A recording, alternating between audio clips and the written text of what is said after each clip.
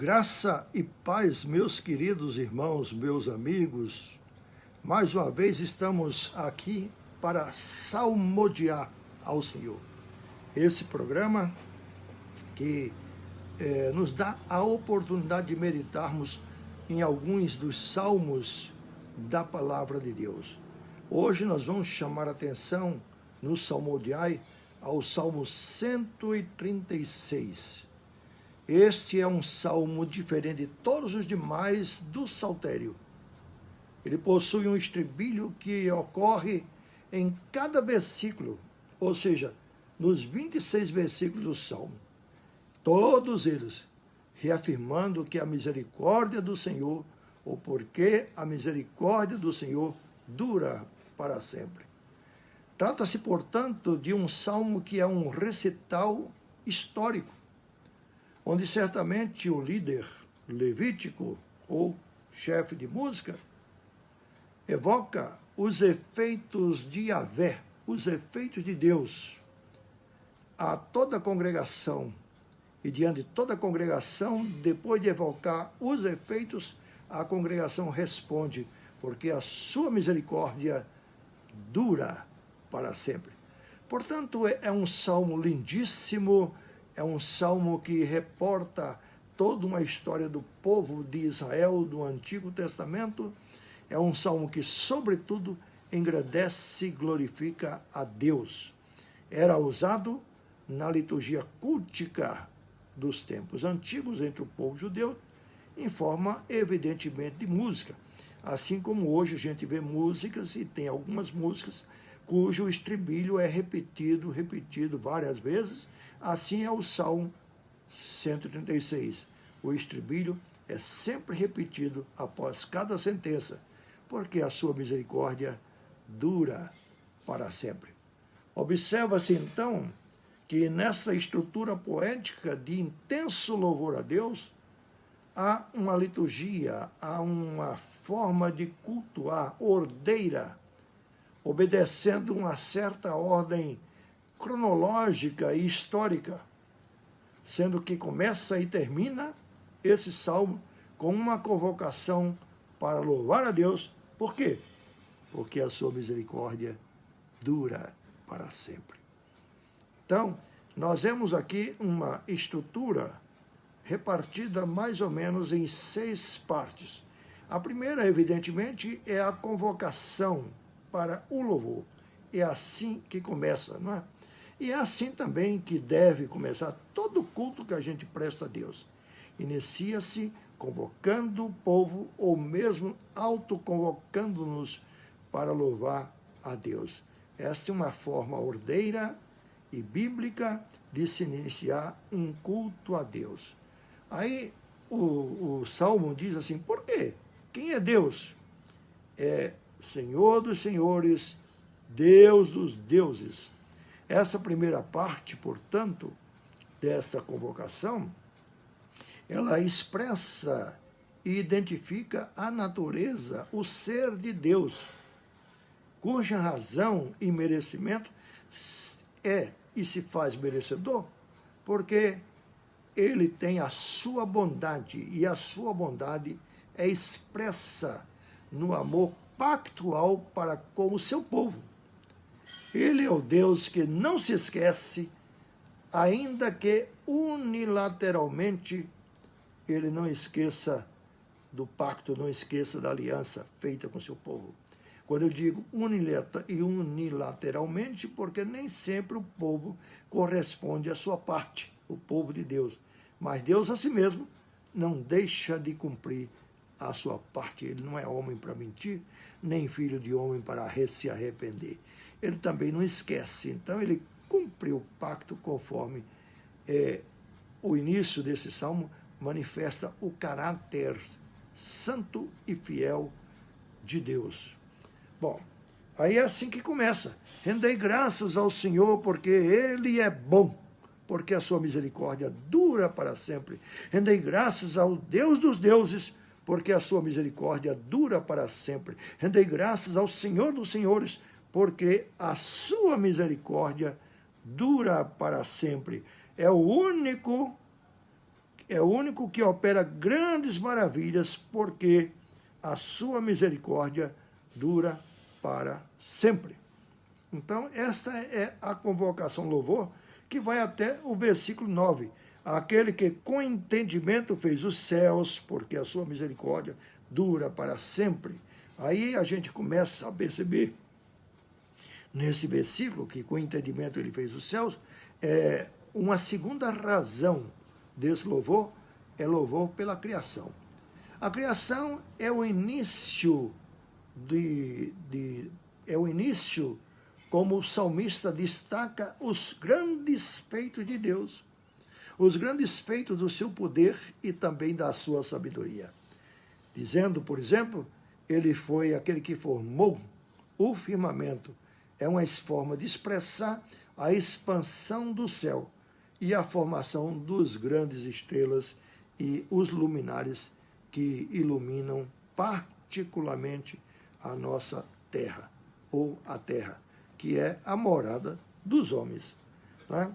Então, aquele que com entendimento fez os céus, porque a sua misericórdia dura para sempre, aquele que estendeu a terra sobre as águas, porque a sua misericórdia dura para sempre, aquele que fez os grandes luminares, e porque a sua misericórdia dura para sempre, o sol para presidir o dia, porque a sua misericórdia, e também a lua e as estrelas para presidirem a noite. Certo? Então, falando sobre o louvor a Deus por causa de sua criação. Então, ele começa o salmo exatamente mencionando os feitos de Deus. A primeira parte mencionando o caráter de Deus e a segunda parte falando sobre os feitos de Deus. Não é? Então, aí encontramos agora uma outra parte histórica, que é a terceira parte, que está do versículo 10 ao versículo 15, que é mencionando que Deus é merecedor do louvor pela forma como ele cuidou do seu povo, particularmente mencionando o fato histórico do Êxodo. Não é? Aí a gente encontra no versículo 10 em diante o seguinte: aquele que feriu o Egito e os seus primogênitos, porque a sua misericórdia dura para sempre, aquele que tirou Israel do meio deles, aquele que com mão poderosa e braço estendido o fez, aquele que separou em duas partes o mar vermelho, aquele que fez passar a Israel, aquele que, no entanto, porque a sua misericórdia dura para sempre, mas precipitou o mar vermelho a Faraó e ao seu exército, porque a sua misericórdia dura para sempre. Então ele faz aqui uma convocação dos feitos de Deus em retirar o povo do Egito e em proteger o povo, a ponto de fazê-los passar pelo Mar Vermelho, dividindo o Mar Vermelho em duas partes. E essas duas partes mostrando exatamente a parte da bênção e a parte do juízo de Deus.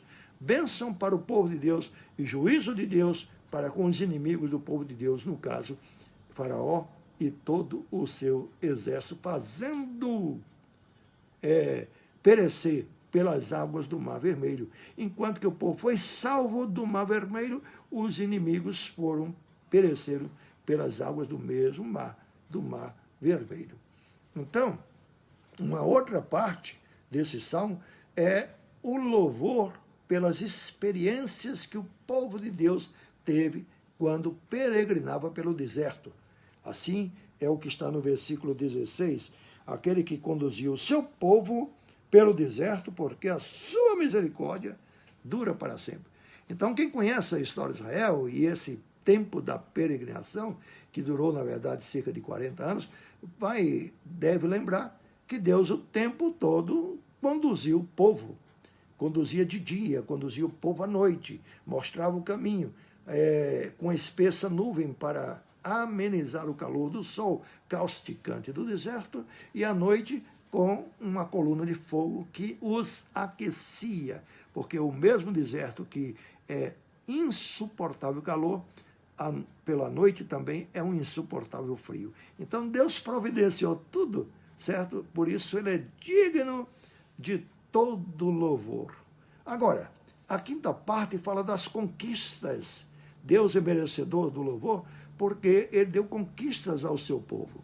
É aí que está no versículo 17 ao 22, essas expressões que diz o seguinte: aquele que feriu os grandes reis, porque a sua misericórdia dura para sempre. Aquele que tirou a vida a famosos reis, porque a sua misericórdia dura para sempre. A Seom, rei dos amorreus, porque a sua misericórdia dura para sempre. E a Og, rei de Bassã, porque a sua misericórdia dura para sempre. Cujas terras deu em herança, porque a sua misericórdia dura para sempre. Em herança a Israel, seu servo, porque a sua misericórdia dura para sempre.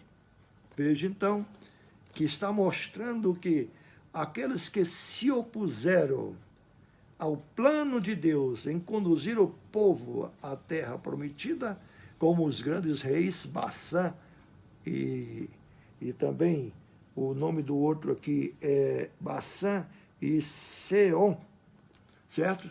Esses reis ímpios que tentaram impedir, eles tiveram suas terras conquistadas e os seus territórios conquistados foram dados aos filhos de Israel.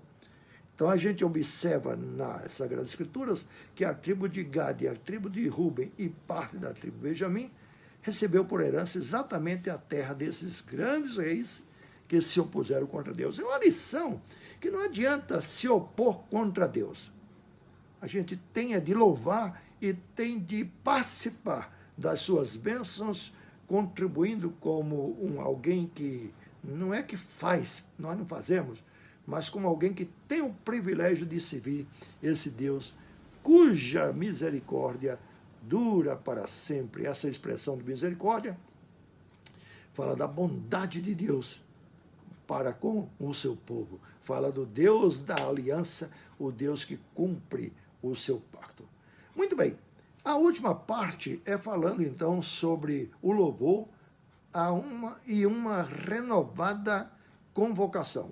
É o que está no versículo 23 até o versículo 26, tá? Que é o último versículo do Salmo. 23 a 26. Diz então,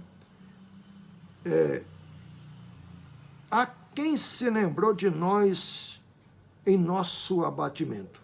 Porque a sua misericórdia dura para sempre. E nos libertou dos nossos adversários, porque a sua misericórdia dura para sempre. E dá alimento a toda a carne, porque a sua misericórdia dura para sempre. Veja, Deus que liberta o seu povo e não apenas é misericordioso para com o seu povo, mas dá alimento a toda a carne, assim como Deus no passado tinha feito o pacto com Noé e prometeu dar alimento para toda a carne, ou seja, para toda a criação e criatura.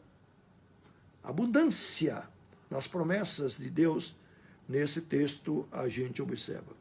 Então, é exatamente nessa última parte, convocando o povo para renovar o seu louvor a Deus, é que termina o Salmo exatamente mais ou menos como começou, ou com outras palavras da forma como começou o versículo 1, assim o versículo 26.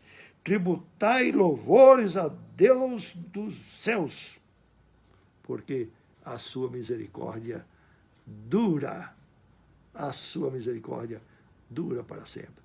Então são 26 versículos, 26 repetições desse estribilho, e a forma como inicia, convocando o povo para louvar a Deus e mostrando por que deve-se louvar a Deus, assim conclui, falando mais uma vez, repetindo enfaticamente que deve-se louvar a Deus. Só o inepto não compreende que Deus é digno realmente do louvor. Se há uma coisa que nós devemos e pela qual nós fomos criados, foi para o louvor e a glória de Deus. Não se furte, portanto, de dar todo o louvor e a glória a Deus. Esse Salmo 136 é realmente uma lembrança e recordação de Deus que é merecedor. Assim a graça do Senhor Jesus esteja com todos nós, meus irmãos. Amém.